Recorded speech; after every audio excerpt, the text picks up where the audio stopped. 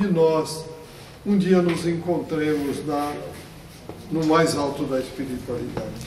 E vamos agradecer a essa pleia de irmãos da espiritualidade que está sempre nos apoiando, nos ajudando e preparando todo o ambiente para que todo o trabalho transcorra em paz, em harmonia, dentro da lógica e do equilíbrio do universo. E com a permissão do dirigente espiritual da noite, vamos dar então continuidade aos trabalhos, unidos todos mentalmente na prece. Pai nosso que estás por toda parte do universo, santificado seja o vosso nome, venha a nós o vosso reino, seja feita a vossa vontade aqui na terra, assim como em todos os lugares desse espaço infinito. O pão nosso de cada dia, necessário ao sustento físico e espiritual, nos seja dado hoje e sempre. Perdoe, Pai, as nossas ofensas. Somente quando perdoarmos aqueles que nos ofenderam e nos ofendem. Não nos deixeis cair em tentações da matéria, mas livrai-nos, Senhor, de todos os males, pois somente a Ti pertence o reino, a glória e o esplendor para todo o sempre. Graças a Deus, a Jesus e aos benfeitores. Que assim seja. Continuamos então com o Dr. Rafael Latoar.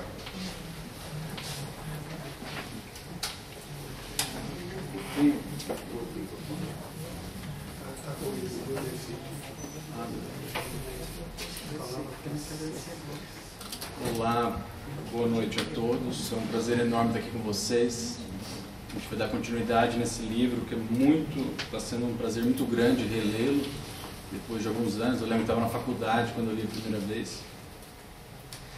E a gente está saindo do capítulo 8, que a gente vê o Cláudio Nogueira fazendo um esforço sincero por reajustar-se e tentando reaver tudo aquilo que ele havia décadas de plantio mal sucedido. E é bastante fácil empatizar com ele nesse momento, né, em que ele se depara com tamanhas dificuldades. Mas agora, no capítulo 9, a Neves, junto com André Luiz, eles estão se deslocando para um instituto de renovação chamado Almas Irmãs, na qual o irmão Félix coordena, e é destinado a cuidar de espíritos que faliram e se permitiram em alimentar viciações e se permitir um desgaste energético de repetição, muitas vezes, em desvios sexuais.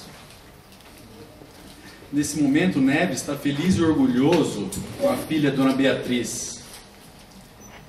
Ele diz que em tarefa de renovação íntima, obtida à custa de sacrifícios ignorados por todos os encarnados, lágrimas invertidas no silêncio, as dores anônimas por elas sentidas, haviam granjeado paz e luz para Dona Beatriz, filha de Neves.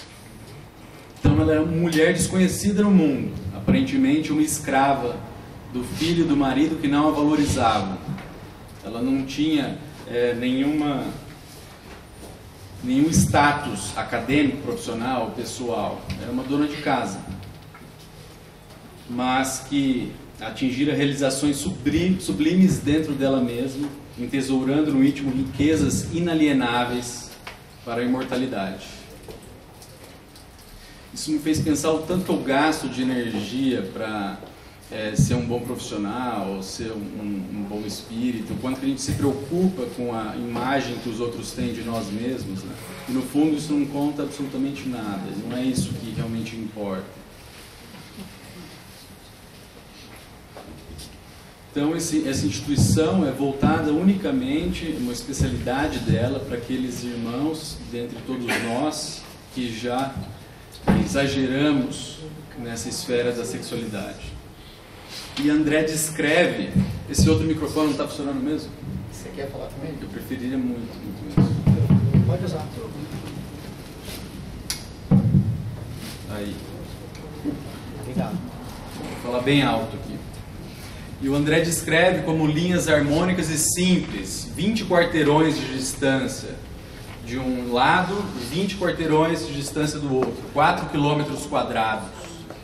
É uma verdadeira cidade, com cerca de 5 a 6 mil habitantes.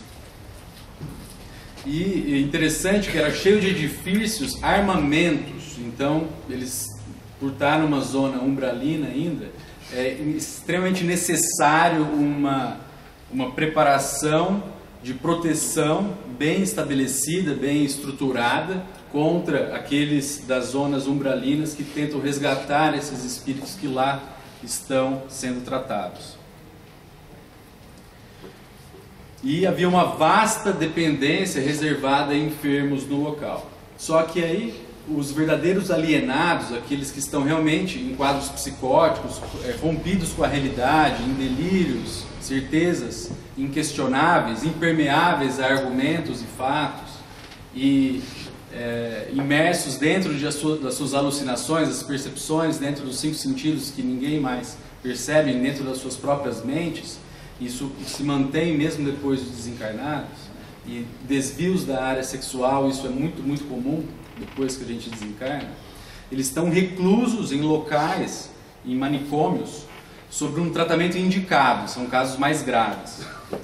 E sempre apartados dessas falanges que o André Luiz escreve como dementadas, dessas regiões tenebrosas, para isso que servem todos esses armamentos descritos na região. Mas muitos que cumprimentavam sorridentes quando o André e o Neves passavam, são decorrentes dessas tragédias passionais, haviam vindo desses manicômios, haviam se reestruturado disso. Então, há uma perspectiva de melhora, embora longa, sempre há. E aqueles estavam agora pacíficos e lúcidos, e bastante simpáticos a eles, andando pela cidade. E André reencontra um amigo antigo da década de 50, nesse livro de 63, que ele fala que ele conheceu cerca de 10 anos antes.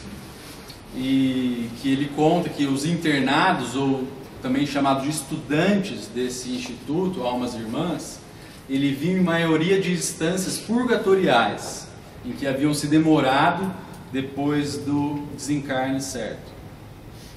E após alijarem, ou seja, reconstruírem, terminarem as consequências mais imediatas dos vícios, das paixões que eles se permitiram, eles foram deslocados para o Almas Irmãs.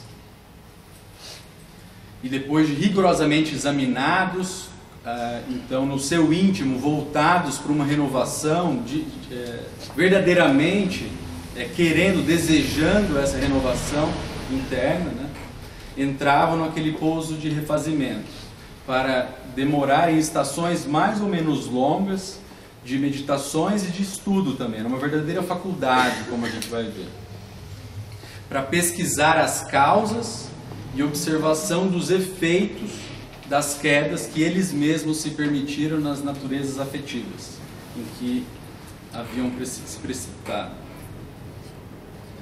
Então, depois de suficientemente instruídos, todos são reencaminhados ao domicílio terrestre. Então, o objetivo ali é uma casa transitória também, como todas as outras no plano espiritual.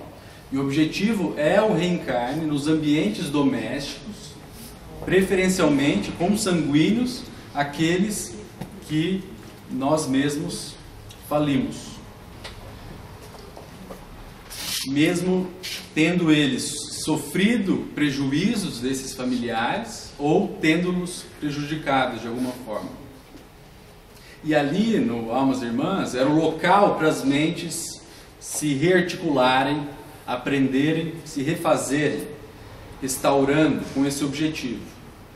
Mas sempre sendo necessário o reencarne para incorporar a si mesmo essas lições recebidas. Então é a maneira de uma prova, depois do esquecimento que a reencarnação nos impõe, a gente vê de fato quais lições a gente inscreveu dentro da nossa própria estrutura mental, física e espiritual, e quais aquelas que precisam ser reforçadas de alguma maneira.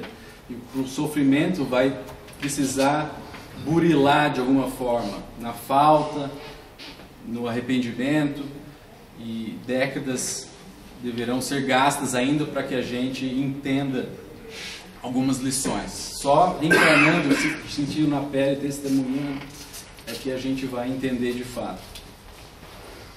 Então, com exceções das reencarnações compulsórias por motivos prementes, aqueles mais urgentes que abalam o coração, o regresso, ele sempre precisaria de considerações específicas, um planejamento em si, que é a razão por qual muitos companheiros se corporificam na Terra, né, que aqui a gente se materializa uns aos outros, a mulher é a única capaz de fazer essa materialização dentro de si mesma, já com programas pré-estabelecidos de, através dos seus próprios recursos genésicos, né, ou seja, através dos próprios filhos, depois de reencarnados, albergarem esses colegas que dividiram e cursaram as mesmas turmas, os mesmos cursos e formavam verdadeiras repúblicas no Almas Irmãs. Então são verdadeiras famílias no plano espiritual, tentando se reerguer, se reconstruir de alguma maneira, com um planejamento de se materializar aqui uns aos outros no plano terreno, aqui na crosta. E enquanto isso não acontecia, enquanto os primeiros encarnados não constituíam um matrimônio, não têm filhos, os que ficaram do lado de lá se organizam para defender, proteger, inspirar de alguma forma os pacientes, os estudantes do Almas Irmãs, até que se fosse possível reencarnar como filhos, edificando essas provas redentoras. E isso é interessante, esse planejamento é a verdadeira estrutura, né? Você se organiza dentro de irmãos que faliram, precisam desenvolver a mesma dimensão espiritual, ou a mesma dificuldade de personalidade, ou o mesmo delito, desvio moral, e vocês combinam no plano espiritual que um vai proteger o outro, até que se alberguem na mesma família, na mesma estrutura. Isso me lembrou muito do departamento acadêmico, que eu participei dentro da minha época de faculdade, em que a gente se revia, parecia que era uma situação que a gente se conhecia há muitos séculos, né? E com certeza a gente combinou de se reencontrar aqui, e muitos de nós ainda estamos galgando estruturas mais complexas, mais materializadas, de fornecer um auxílio médico espírita mais estruturado. Um exemplo bem interessante é o Instituto Kairos, do NUVET, de cuidados paliativos em animais, que é uma coisa que a eutanásia é usada à torta direita, de uma maneira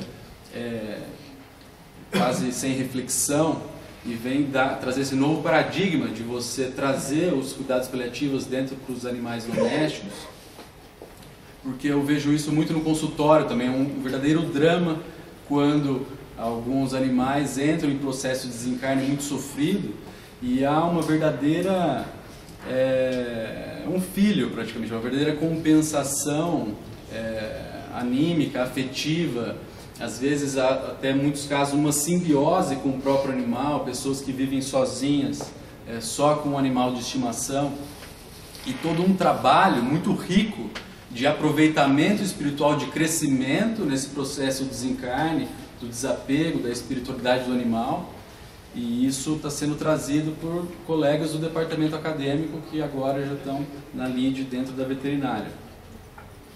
Então isso vai acontecer futuramente, em décadas, para oncologia, para saúde mental, para muitas áreas. Isso é muito legal da gente ver.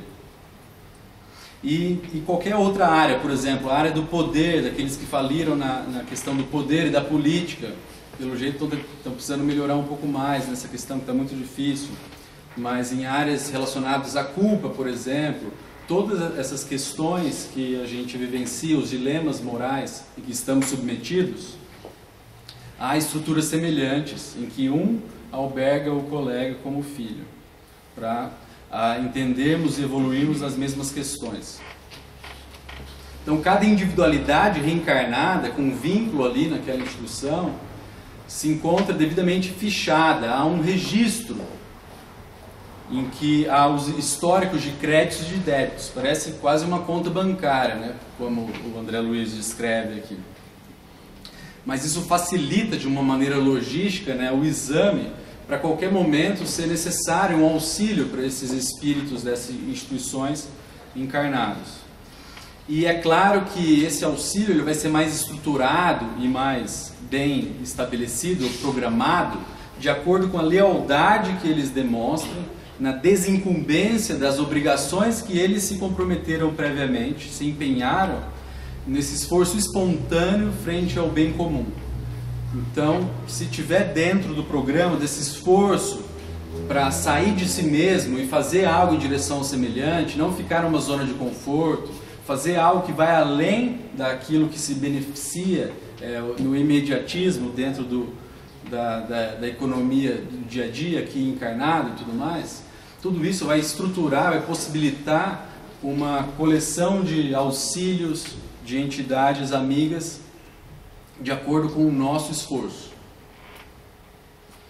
Então essa instituição, Almas Irmãs, ela tinha, pelo menos em 63, né, apenas 82 anos de existência. Não é uma instituição centenária, né, como o Nosso Lar. Uma população de 5 a 6 mil pessoas. E André pergunta sobre a eficácia, qual o grau de sucesso dessa estratégia que eles estavam usando, né? E eu até que me surpreendi positivamente, eu pensei que fosse ainda pior. Mas, porque 18%, né, a cada 100, conseguem sair vitoriosos, conseguem simplesmente completar todo o programa pré-estabelecido. Eu acredito que eu não vou chegar nessa pretensão, pretendo passar com uma nota 7, eu já vou estar bem feliz, sendo sincero, tamanha dificuldade que eu enfrento. Mas 22 saem melhorados significativamente. 26 saem muito imperfeitamente melhorados, mas já saíram do 0 a 0 pelo menos, né? Mas 34% saem com ônus ainda maiores, com dívidas lamentáveis e dolorosas, necessitando passar por resgates ainda mais difíceis, né? Imagina quando essa consciência cair em si, ver que tudo aquele trabalho foi perdido, qual que o tamanho da culpa e do remorso que esses espíritos estarão submetidos. Então, a cada 100, 66% saem de alguma forma melhorados, né? É bastante coisa, sinceramente, é um progresso significativo e depende de cada um de nós, segundo a segundo, instante a instante. É algo que essa luta não para. A gente precisa do descanso, do refazimento, mas isso cada um de nós sabe dentro da própria consciência onde o calo aperta, o que pega, onde que a gente precisa melhorar, e a gente decide, segundo a segundo, se a gente vai empurrar com a barriga ou vai fazer algo a respeito. E André pergunta, os fracassados, aqueles que faliram, são readmitidos? E a resposta do seu amigo é que ninguém na Terra consegue avaliar a expectativa, a ternura, o esforço, o sacrifício com que os amigos desencarnados torcem pelo triunfo daqueles que estão na prova da reencarnação. Ou pelo menos pelo aproveitamento parcial daqueles que se afeiçoaram. E nem imaginam a desolação que lhes sacode o ânimo quando não logram abraçá-los de volta depois do desencarne, suspirando por não terem conseguido esse convívio tão desejado. E os companheiros que faliram, né, que angariaram ainda mais ônus, que se permitiram demorar dentro dos prazeres sexuais em prejuízo do outro irmão, né, começaram a se permitirem ter prazer em ver o sofrimento do outro, na perversidade, no mal em si, esse que é o ônus, o débito. Eles passam automaticamente por uma questão de afinidade física às zonas inferiores, umbralinas ou até trevosas.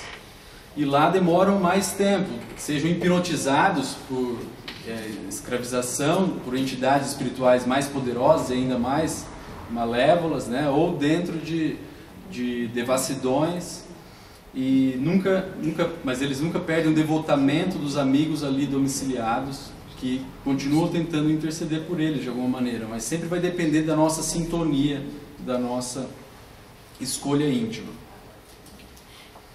Mas haviam vários casos desses, de indivíduos que haviam não conseguido lograr o êxito dentro dessas reencarnações e já estavam lá novamente tentando mais uma vez.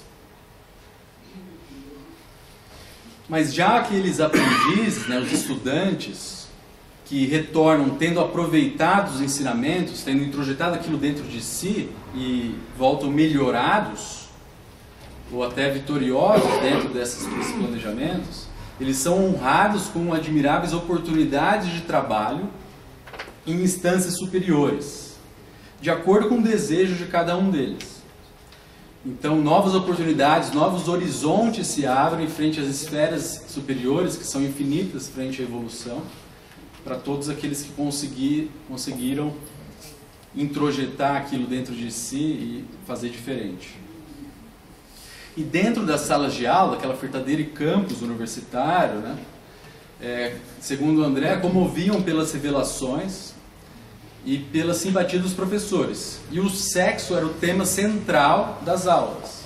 Então é bem interessante que não ficou assim, ó, você exagerou na área da sexualidade, então é melhor você não pensar a respeito, reprime isso aí, nega, recalca. Não finge que você é um anjinho, um bonzinho, não, muito pelo contrário.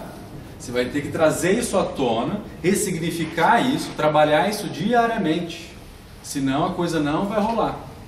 Então, sempre quando há algo que a gente não lida bem, por exemplo, um trauma, o exemplo mais clássico é transtorno de estresse pós-traumático.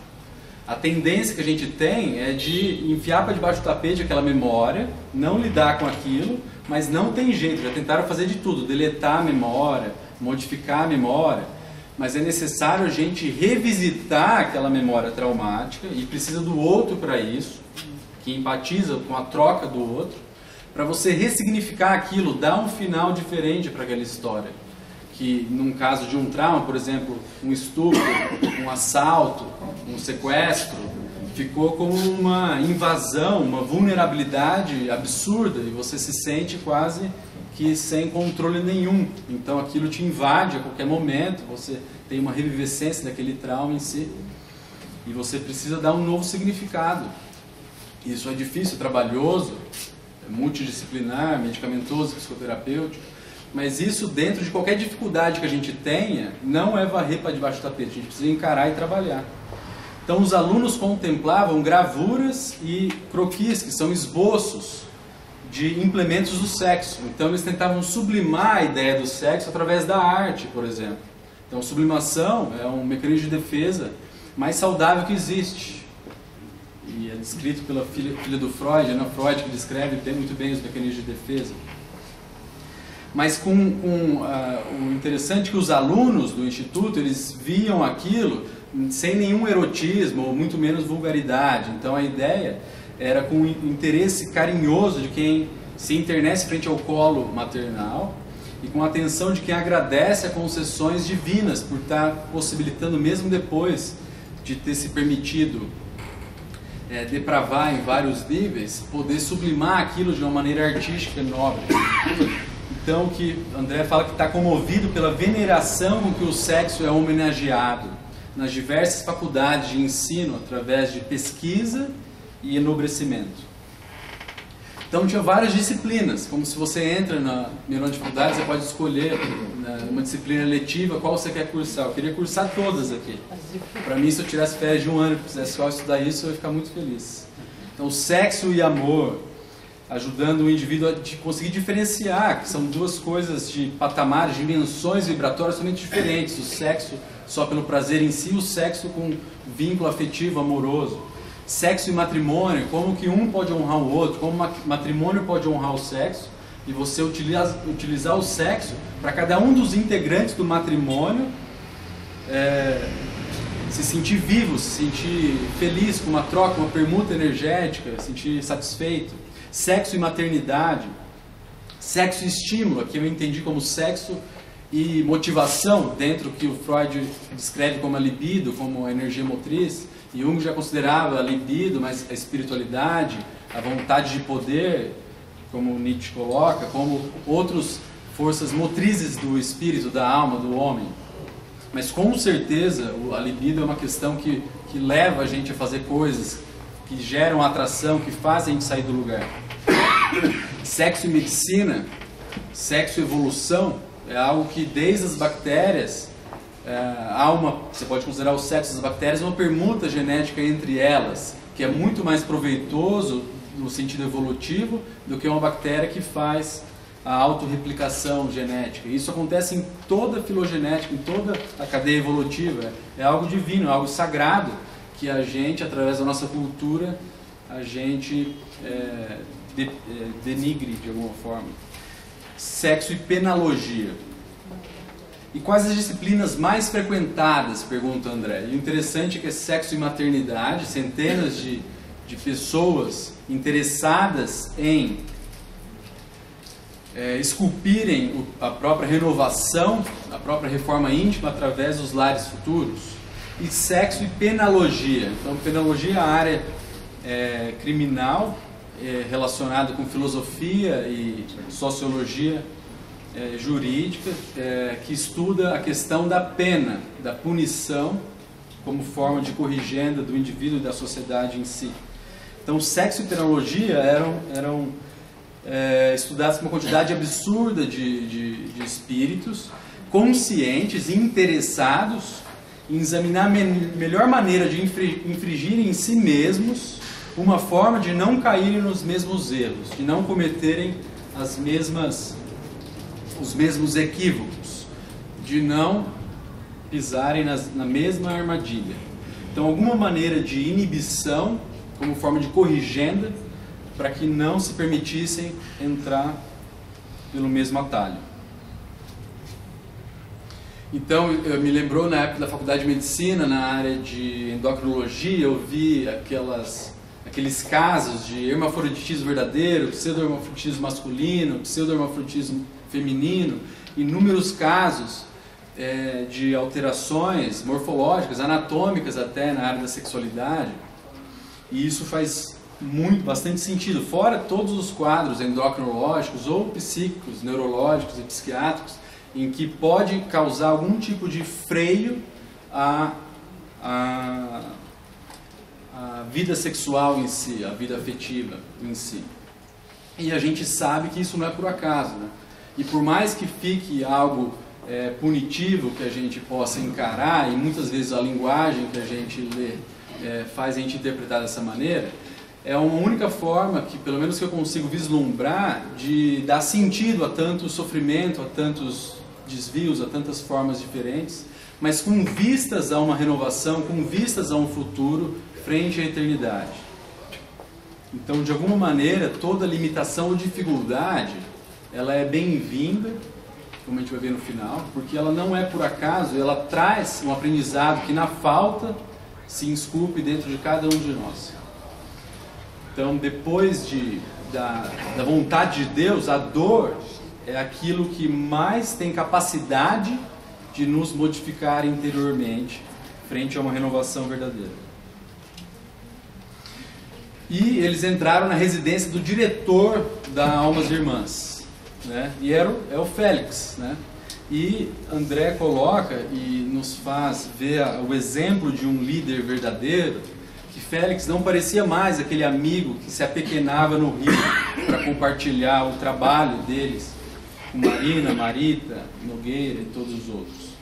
Ali ele era reverenciado, querido, era distinguido dignatário do conhecimento superior, a quem a administração do nosso lar delegara responsabilidades vultuosas. E o ambiente do gabinete do Félix, ele se resumia numa simplicidade sem negligência. Eu achei bem bonito isso, e um conforto sem luxo.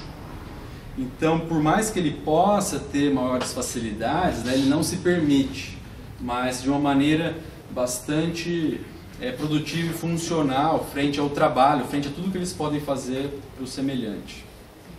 E ali tinha um retrato de uma nobre matrona, em prece em regiões inferiores, colocando os braços para o alto, em prece, rogando para os espíritos conturbados que se rojaram, se arrastavam ali ao solo, e revérberos, traços, respingos de luz atravessavam aquele céu púmbleo de chumbo, e alguns conseguiam se sentir consolados e outros estavam estarrecidos.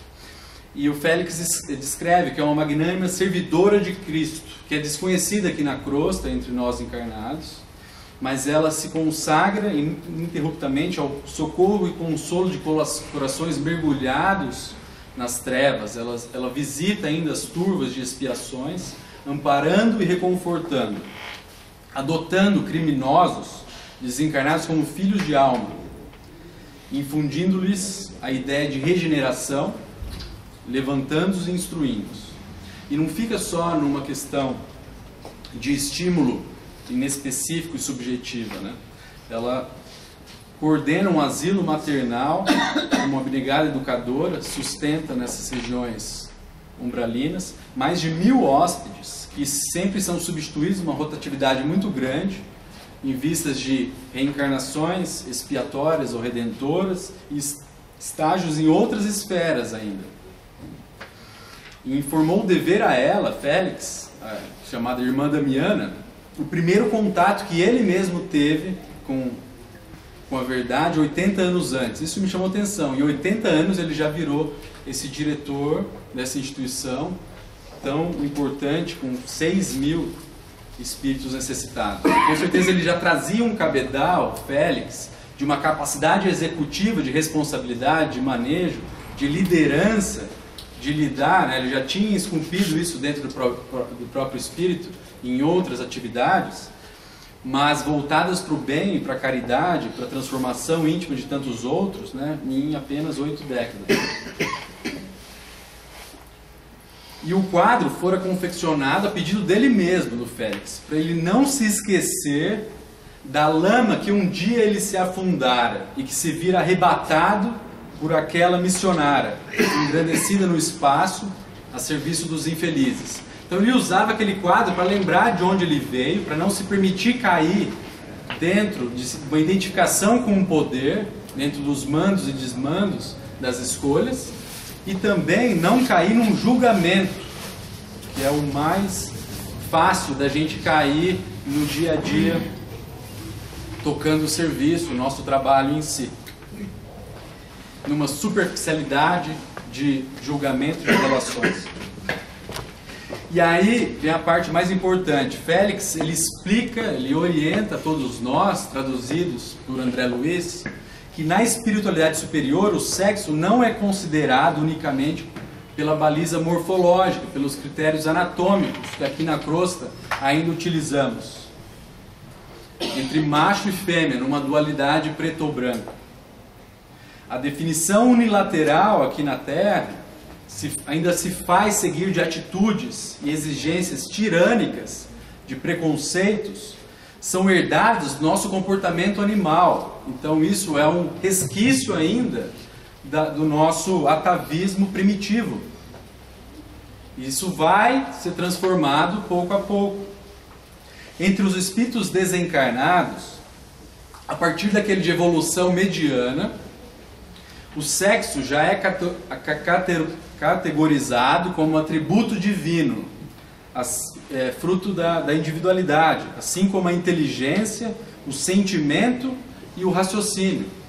Então é algo que há uma penumbra, uma área de continuidade, né, muito grande dentro do espectro de possibilidades de manifestação. Quanto mais se eleva a criatura, mais se capacita de que o uso do sexo demanda discernimento pelas responsabilidades que acarreta. Qualquer ligação sexual instalada no campo emotivo engendra sistemas de compensação vibratória, e o parceiro que lesa o outro passa a responder por dívida justa, até o ponto em que suscitou os desastres morais consequentes daquilo. Então, em tempos de WhatsApp, de enviar nudes, vídeos íntimos, isso dentro dos adolescentes está sendo uma calamidade. Então, desde a nossa adolescência, a gente já está envolto dentro dessa responsabilidade. E isso na vida adulta ainda mais vai se agravando.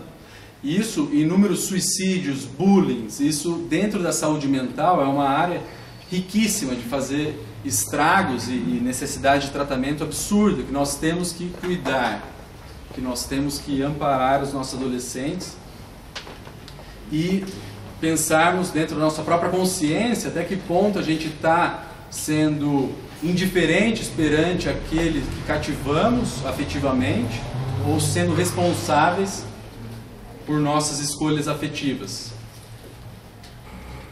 Então o Félix faz uma espécie de premonição, ou uma ideia do que serão os tempos vindouros. Isso em 63 do século passado. A Terra, pouco a pouco, renovará princípios e conceitos, diretriz e legislação em matéria de sexo, sob a inspiração da ciência.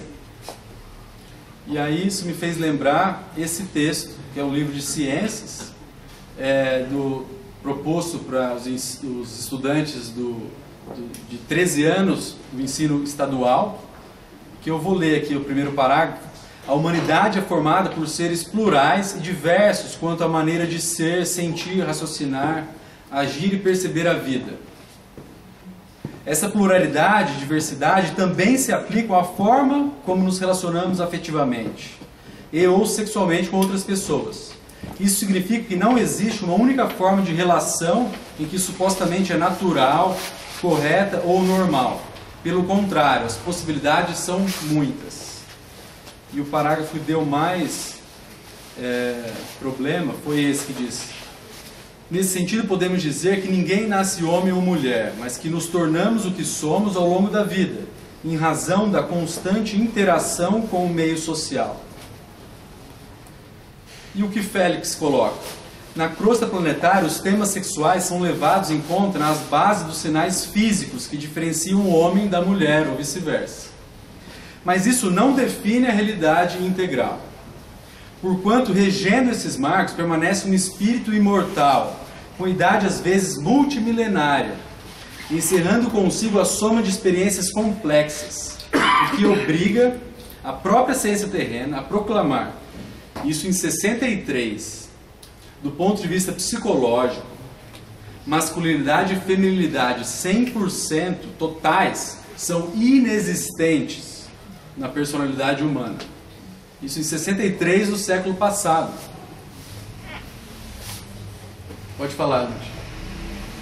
Não, tá batendo palma. Ah, pensei que você queria falar. Então, homens e mulheres em espírito apresentam certa porcentagem, mais ou menos elevada, de características viris, masculinas, ou femininas. O que não assegura, isso em 63 do século passado, possibilidades de comportamento íntimo habitual. André aqui coloca a palavra normal, mas ele coloca normal como mais comum. É uma das possibilidades de se interpretar a ideia normalidade, como mais frequente em termos estatísticos. Mas eu achei tão inadequado botar normal aqui que eu botei habitual, que é o que ele quis dizer, né? Como mais frequente que acontece. Mas no fundo aqui é heterossexual. Então o que os estudos mostram? Que 80% da população é heterossexual, mas 20% ou é homossexual ou bissexual. E não escolhe sentir a atração, sente. Não é uma escolha, acontece. Como quem é heterossexual e sente atração pelo sexo oposto. Então isso é uma consequência da evolução de todos nós no sentido multimilenário. E o que vai trazer a questão ética disso é a responsabilidade com que nos permitirmos relacionar com os outros. Então, se você vai usar o outro como algo descartável, seja homossexual ou heterossexual, é isso que vai trazer a questão ética de responsabilidade em si. Então, para finalizar, Emmanuel coloca que o lar é o refúgio santificante e que o amor e o sexo plasmam responsabilidades naturais na consciência de cada um. e que ninguém lesa alguém nos tesouros afetivos sem dolorosas reparações. E a existência física, seja na infância ou na mocidade, na madureza ou na velhice, é sempre dom inefável. Então nos cabe dar honras, honorificar, e que mesmo detendo um corpo doente, rastejante ou disforme, mutilado ou enfermiço, a gente deve repetir e enxergar isso diante da sabedoria incomensurável de Deus. Obrigado. Então queria que vocês falassem agora, por favor. Doutor, são ferramentas que o Criador utiliza para a evolução da criatura? Quais Toda essa situação que foi exposta aí, que no meio social existe uma certa aversão, uma certa resistência quanto a essas. Como observado, seria uma ferramenta que o Criador utiliza para a evolução da criatura? Com certeza, né? Então, uma das maneiras, por exemplo, se eu me permitir entrar dentro de um arquétipo Dom Juan, de conquistar várias mulheres e dediquei uma existência inteira em relação a me sentir poderoso nesse sentido, de capacidade como macho alfa, de conquistar e fazer essa troca, e eu acabei angariando múltiplas responsabilidades negativas dentro dos corações que eu me envolvi. Eu posso pedir, por exemplo, para encarnar dentro de um meio bastante aversivo contra a homossexualidade e encarnar como mulher, por exemplo. E eu vou sentir atração por outras mulheres, mas eu vou ter um freio do preconceito daquele meio. Se for, por exemplo, dentro de um país muçulmano, isso jamais vai ser admitido, né? Então eu vou ter que lidar com aquele desejo sem poder me manifestar. Então vai ser uma maneira que eu vou ter de ressignificar isso, refrear isso, não me permitir exagerar nessas conquistas e angariando tantos deméritos nesse sentido. Por outro lado, dentro de cada um que ser o responsável pelo preconceito, o julgamento do outro, essa pessoa está sendo tá esculpindo o próprio destino dela dentro de um julgamento, né? Ela vai ser julgada dentro da própria consciência da mesma maneira que ela está julgando em excesso o outro. E é assim que Deus usa uns aos outros para a questão evolutiva. E essa evolução não é de imediato, ela é conforme a reencarnação pedida, é isso? Com certeza, a natureza não dá saltos, né? Eu, por exemplo, não tenho a pretensão de virar santo numa única encarnação, jamais conseguiria isso. Então, dando uma melhoradinha, eu já estou satisfeito. Então somos dois.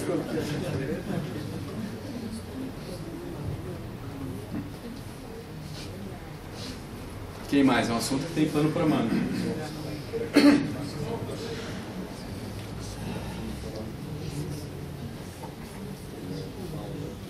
Eu achei bem legal essa sua colocação de trazer uma coisa de 1963,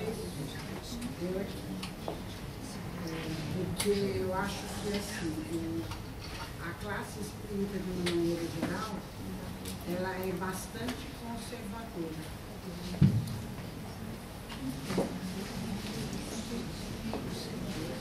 Eu parabenizo você por ter trazido informações do Emmanuel. Eu não sei se está ouvindo, então.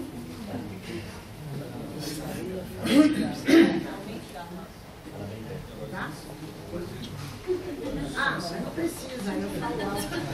É só para dizer o seguinte, que eu acho muito legal você tenha trazido isso, tenha trazido informações de Emmanuel, inclusive, de André Luiz, do irmão Félix, de 1963, ou muito mais, porque eu acho que a comunidade espírita, de uma maneira geral, ou as religiões, de uma maneira geral, elas são muito conservadoras com relação a como encarar a questão da homossexualidade ou da heterossexualidade, ou, né? E achei legal você trazer isso como um histórico, né, de espíritos que mostram que não existe um padrão correto, que cada um escolhe aquilo, ou Que é de um precisa jeito. escolher, né? É. Passa por isso, né? E a gente tem que respeitar todas as pessoas.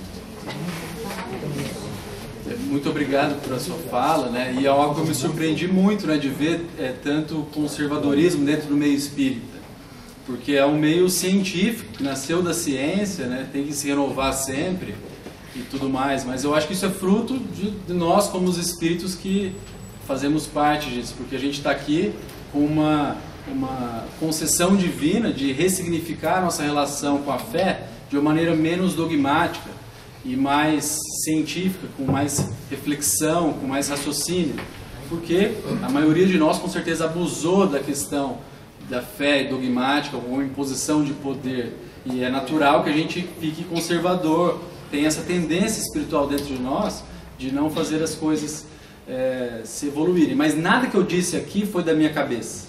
Tudo que eu disse aqui está no livro do André Luiz.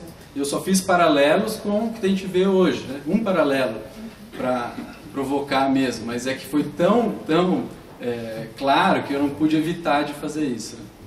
Doutor, há que se destacar assim que Kardec, quando propôs a doutrina dos espíritos, ele assertivamente nos colocou que a doutrina ela é evolucionista. E não à toa que o nosso Chico, como Kardec revivido, trouxe todas essas temáticas que estão aí nas nossas mãos. O estudo se faz necessário, né, para compreender essa profundidade maravilhosa que é a nossa vida, né, e todas as complexidades que existem, que estão em torno da nossa vida, do nosso avanço como unidades divinas, né, como regresso ao Pai. Essa nossa necessidade constante. Então, como a nossa irmã disse, a classe espírita às vezes erroneamente se coloca como conservadora, mas há de se analisar isso, porque a proposta de Kardec é justamente essa, da gente buscar o conhecimento, de avançar dia a dia, e está aí. Ele esteve conosco agora, né? E trouxe isso tudo para nós. Muito bom. Rafa, acho que também vale a pena a gente lembrar todo mundo que está estudando Sexo e Destino.